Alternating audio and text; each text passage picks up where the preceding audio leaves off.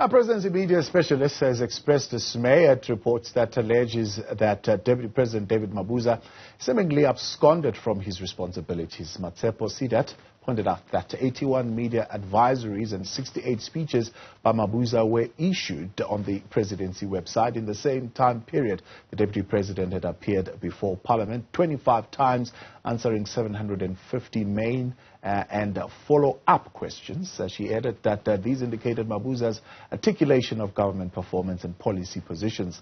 Seedat joins us now to explain this a little bit further. Of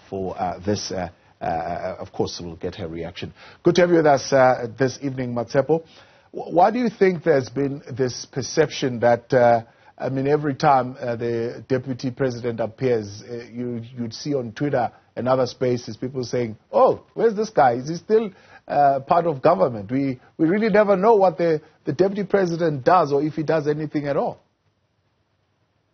Good evening, Thabo, and thank you so much for inviting me to expand on this article. I think the reason why I think the public, or rather the media, have decided that the Deputy President is not working is because they are really not interested in what the Deputy President does. Despite continued communication on the work of the Office of the Deputy President, we still have, respected analysts and media as saying the Deputy President is not working. And like I say in the article, there is empirical evidence that this is not true. And I think what has happened, and I think this really started during the lockdown, the COVID-19 lockdown in 2020, where the Deputy President was working, although he was not appearing in the media, but he was actually doing the work that is assigned to him and supporting the President in the response to the COVID-19 pandemic. And I think the Deputy President really is a victim of cancel culture in South Africa. And the media have decided to put him in a certain box, and no matter what he does, they have decided that it's not enough and it can never be enough. And this is the issue that I'm raising, that here's the evidence, and the Deputy President has done his work, but the media have decided that it's not enough. Yeah, Matsepo Seedad, she is the specialist in the presidency, directing media, and we are, of course, continuing the conversation. Now, from what you are writing in your article, one would say you are merely saying, well, the job of the Deputy President is to issue media advisories, to write speeches, to go to Parliament and answer a couple of questions and answer some follow-up questions. Others are saying, well, his role is a little bit more than that. For example, he's a leader of government business, and one of the functions that he should be particularly looking at is that of the functioning of Eskom. And the fact that Eskom is not doing well means that him, as the leader of government business, and other SOEs, by the way, is actually not doing what he's supposed to be doing. Thank you for that, Thabo, and thank you. You're really giving me an opportunity to actually correct this misunderstanding about the role of government, or the role of leader of government business. It is actually the delegated function is actually the leader of government business in Parliament. On the Constitution is actually the leader of government business in the National Assembly, which means that the Deputy President is an intermediary between the executive and the legislature, which is Parliament.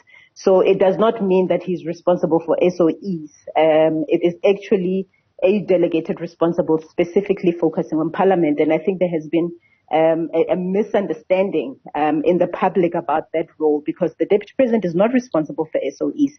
Yes, Eskom is a delegated responsibility on its own, but he is leader of government business in Parliament, which means that he is supposed to represent the executive in the legislature as well as the legislature and government. And he performs this role. The Deputy President actually presents the leader of government business report in cabinet meetings when they take place, where he actually says, whether the members of the executives have been accountable to Parliament as they ought to be. Yeah. And talk to me about this role of him being in a number of interministerial task teams that have been set up. What does he actually do there? Okay, so as I stated in the article, these interministerial committees are really not cosmetic. They are really meant to coordinate the work of government. For example, when the Deputy President was delegated the role of the chairing the Interministerial Committee on COVID-19 vaccines, his role was to ensure that every government department that has a role in the rollout of the vaccines actually come together, so departments don't work in silos as we roll out the vaccines. So the Department of Science and Technology was key in the issue of how we ensure that there is local manufacturing of COVID-19 vaccines, which may have not taken place because the main government department on the rollout of COVID-19 vaccines was the Department of Health. But when those two government departments come together, as well as other structures of government, and then we coordinate this role and we make sure that it is, it ensures efficiency of the rollout. So that is what so it's a coordination role and providing political leadership on those responsibilities to ensure that there is fast tracking of these things so that we respond better to the needs of South Africans. Well, so would you say you would have delegated its responsibility there during that time in terms of communication, in terms of steering that process? Because from the view of the general public is that the Minister of Health was actually leading that process more than the Deputy President. Of course, that would be the perception, and you know, in not the really perception. I think to an extent it was in reality. The person who was really spearheading it was the Minister of Health. Of course, we cannot discount the responsibilities of line function departments in the work that they do.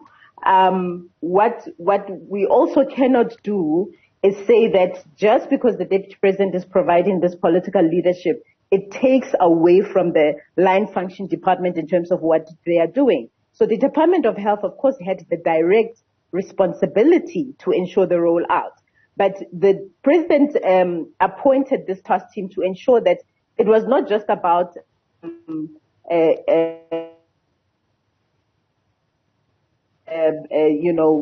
vaccines getting into South Africans' arms. It was about how do we ensure vaccines? How do we ensure the safety and efficacy of these COVID-19 vaccines? How do we ensure that the places where people are coming to have vaccines is actually accessible? So it was a whole coordinated system that was not only dependent on the Department of Health. It was really, and that was what was the Deputy President in charge of. And I think that he did that successfully. In fact, there was a lot of criticism when the President had delegated the Deputy President this, and it was said that he would be incapable of doing this. However, we do know now today that if it was one of the most successful government programs as led by the Deputy President. And really, of course, the Health Department was leading it, but it needed a whole lot of other structures, other government departments to come in to make sure that holistically it is taken care of. Matsepo, I appreciate your time. Thanks for coming on. Matsepo Seedad there, media specialist in the presidency.